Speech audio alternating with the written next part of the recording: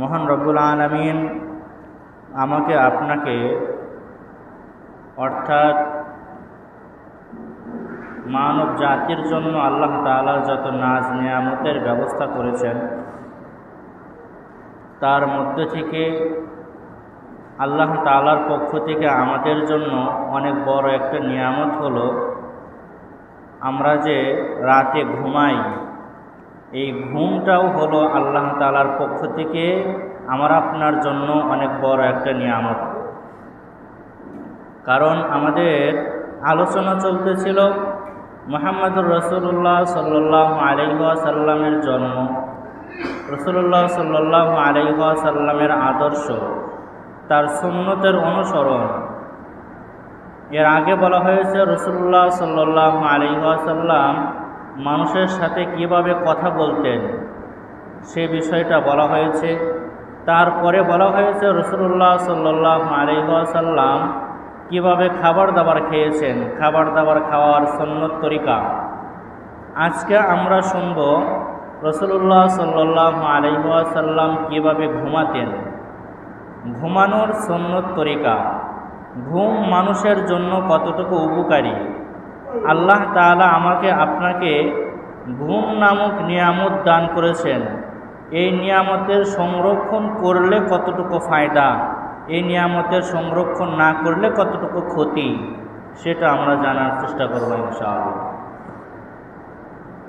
মহান রব্বুল আলামিন কোরআনে কারিমের মধ্যে বলেছেন, ওয়াজআলনা নাওমাকুম সুবাতা। আমি আল্লাহ তাআলা তোমাদের জন্য ঘুমকে দান করেছি তোমাদের ক্লান্তিকে দূর করার জন্য। দিনের বেলায় তোমরা যেই পরিশ্রম করো, যে কষ্ট করো, যে খাটনি তোমরা করো, এই ক্লান্ত এই পরিশ্রান্ত অবস্থা দূর করার জন্য আমি আল্লাহ তাআলা তোমাদেরকে ঘুম নামক নিয়ামত দান করেছি।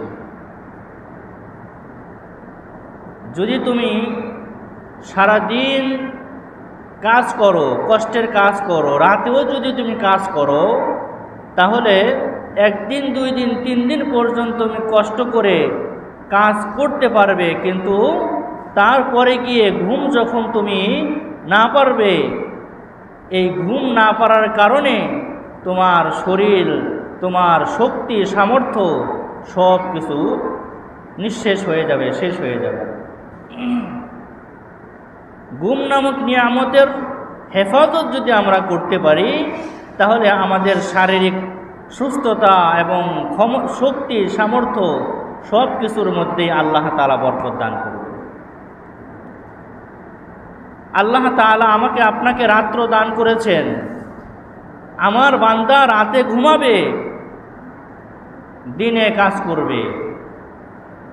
ওয়াজআলনা নাওমাকুম সুবাতা ওয়াজআলনাল লাইলা লিবাসা ওয়াজআলনান নাহারা মাআশা।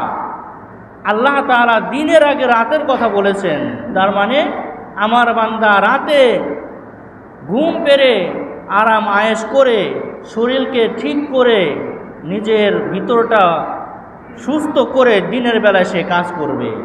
যদি কোনো মানুষ রাতে না ঘুমায়, দিনের বেলা তার কাজে মন বসে না। রাতে যদি কেউ না ঘুমায়, তাহলে ইবাদত বন্দিগিতেও তার মনোযোগ স্থির হয় না।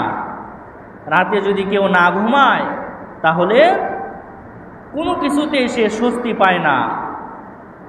এই জন্য আল্লাহ তাআলা আমাদেরকে ঘুম নামক নিয়ামত দান করেছেন, এই নিয়ামতের সংরক্ষণ করা, হেফাজত করা।